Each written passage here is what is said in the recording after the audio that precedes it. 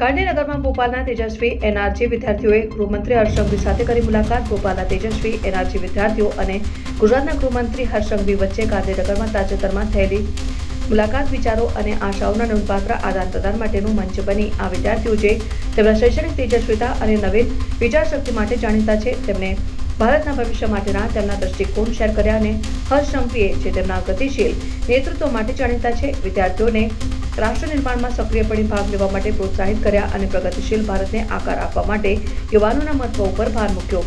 આ મુલાકાત દરમિયાન નેતૃત્વ, નવીનતા અને યુવાનોમાં જવાબદારીની ભાવના વિકસાવવા પર ધ્યાન કેન્દ્રિત કરવામાં આવ્યું હતું. હર્ષ સંઘવીએ જાહેર સેવા ક્ષેત્રમાં તેમના પ્રવાસમાંથી અનુભવો શેર કર્યા અને વિદ્યાર્થીઓને પરંપરાગત સીમાઓથી આગળ વિચારવા માટે પ્રેરિત કર્યા. વિદ્યાર્થીઓને સામાજિક પડકારો માટે સર્જનાત્મક ઉકેલો શોધવા અને તેમના અનોખા પ્રતિભા અને કુશળતાથી ભારતના વિકાસમાં યોગદાન આપવા માટે પ્રોત્સાહિત કરવામાં આવ્યા.